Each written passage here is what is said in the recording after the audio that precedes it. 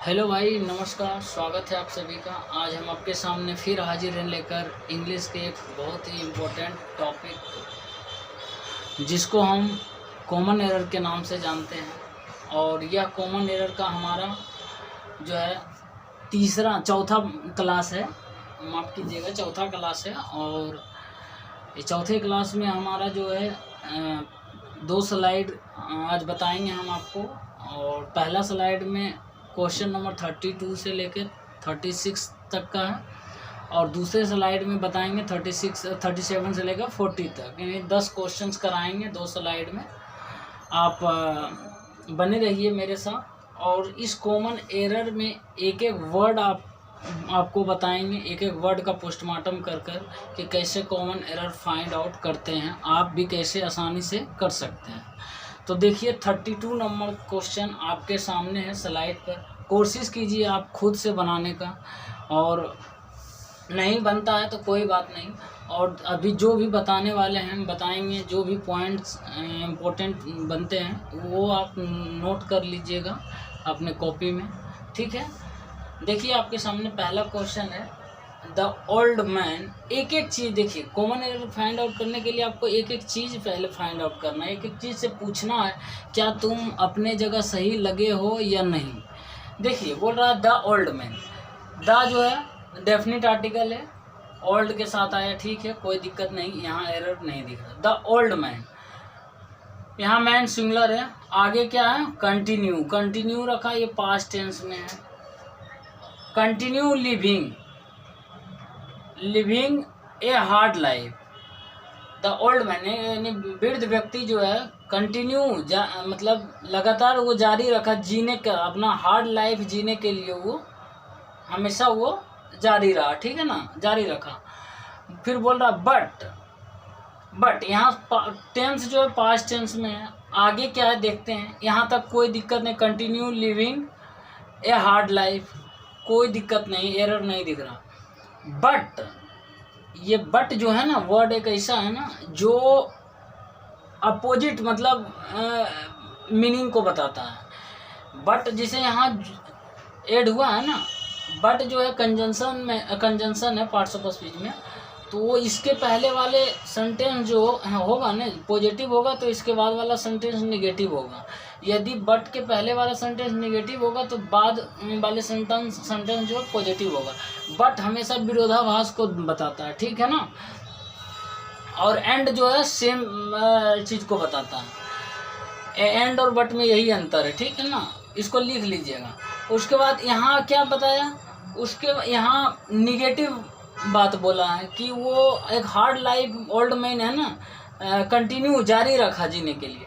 लेकिन यहाँ पे हार्ड लाइफ, अब जो भी सेंटेंस होगा वो पॉजिटिव में होगा। अब देखिए पॉजिटिव में सेंटेंस है या नहीं।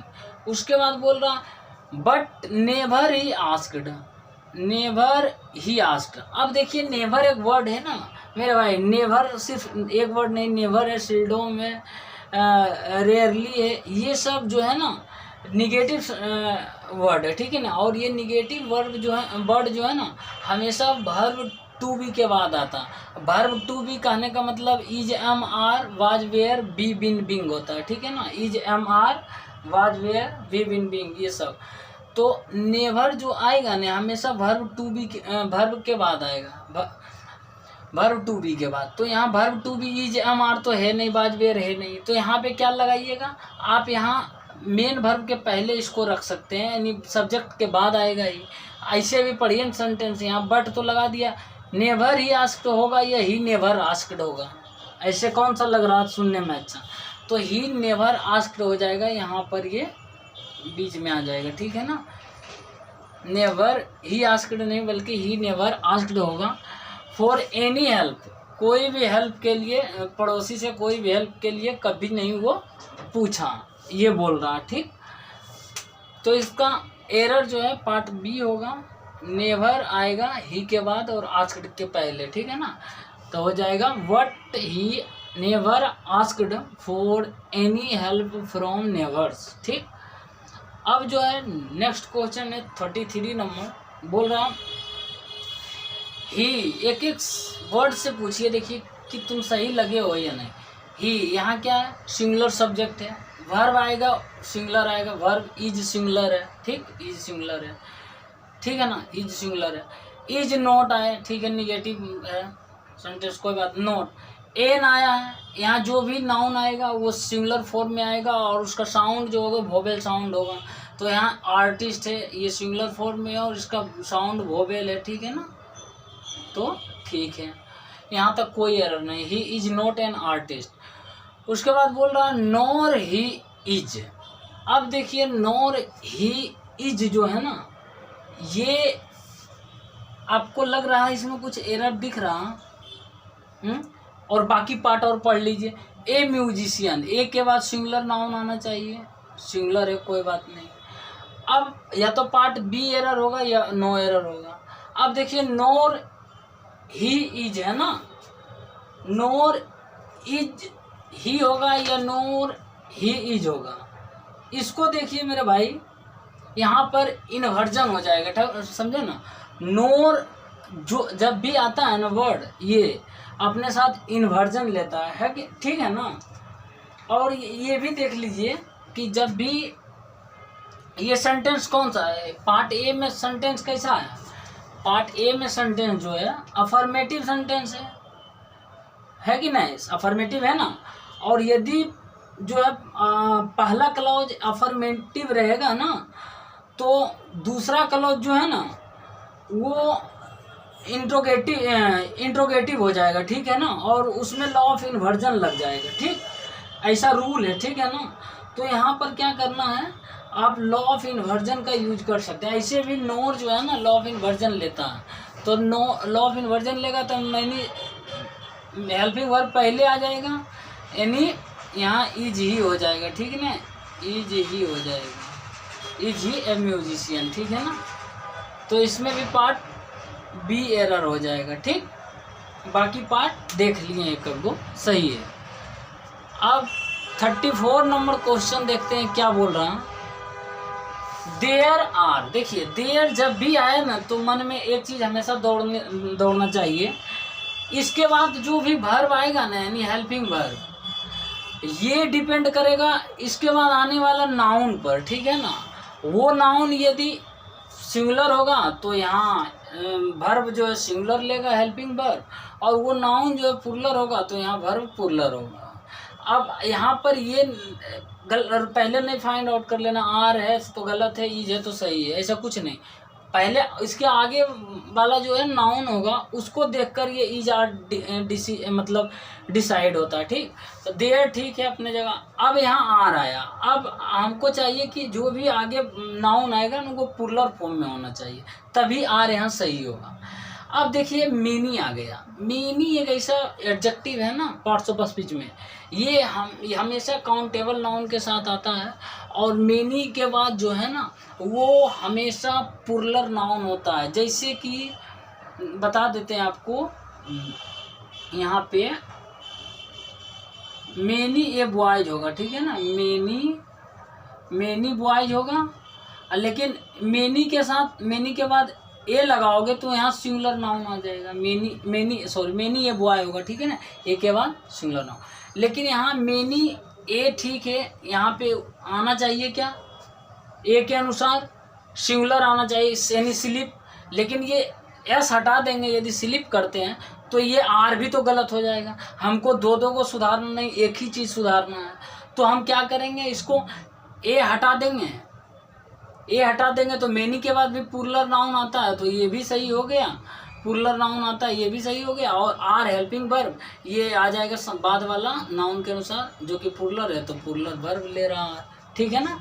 दो चीज़ नहीं सुधारना, एक ही चीज़ सुधारना, तो इसमें पार्ट ए एरर हो जाएगा, ठीक। बाकी भी पढ़ सकते हैं।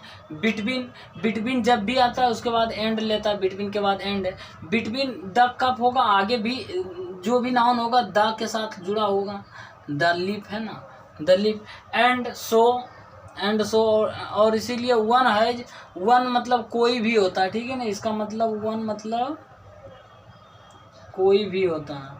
वन हैज, वन सिंगुलर है, और ये भी और हेल्पिंग वर्ब भी सिंगुलर है, हैज, कोई बात नहीं। Has to to be careful, कोई दिक्कत नहीं। टू के बाद भी वन आता है, भी वन है, ये एडजेक्टिव है, कोई इसमें एरर नहीं दिख रहा, तो पार्ट ए इसका एरर हो जाएगा। ठीक है, ये पॉइंट्स जो बताएं लिख लीजिए। 35 नंबर क्वेश्चन है, बोल रहा आफ्टर मेनी एडवेंचर। अब देखिए, after many adventure the explorer finally set foot on the English soil.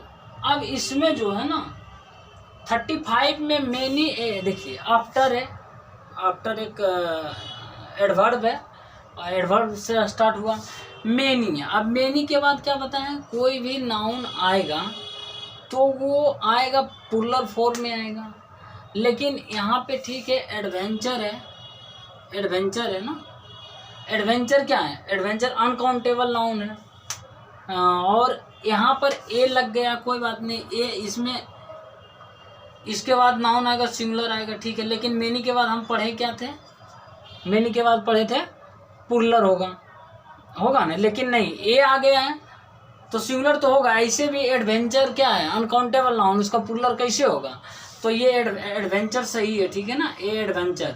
अब बोलिएगा यहाँ पर एन एडवेंचर क्यों नहीं हो सकता, ये वोवेल साउंड यहाँ पर है ना, वोवेल साउंड एन एडवेंचर है, और उसके बाद फिर यहाँ तो एन होना चाहिए। और देखिए आगे क्या, द एक्सप्लोरर फाइनली सेट, ठीक है, द एक्सप्लोरर फाइनली सेट किया, ठीक है, foot on the English soil. यहाँ पर कोई एरर नहीं दिख रहा।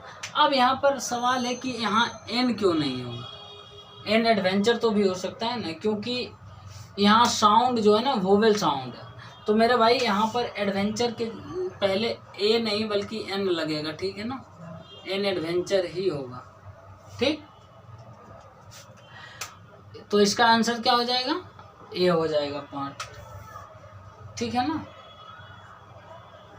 एडवेंचर। अब जो है लास्ट क्वेश्चन है इस स्लाइड का 36 नंबर क्वेश्चन, वो है व्हेन स्टिल। स्टिल मतलब होता है ना, स्टिल मतलब ये शांत भी होता है, अब तक भी होता है। When still a high school student he use to write articles. अब यहाँ पर देखिए,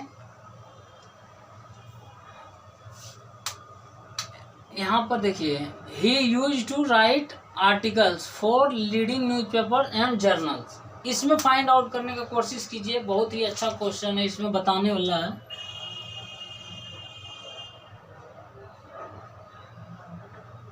देखिए बोल रहा when still a high student, when he use to write still, ये क्या, ये कोई सेंस ही नहीं दे रहा। When still a high student, ये हाई स्टूडेंट तो यहाँ तक सही है, लेकिन व्हेन स्टिल क्या, व्हेन स्टिल जब,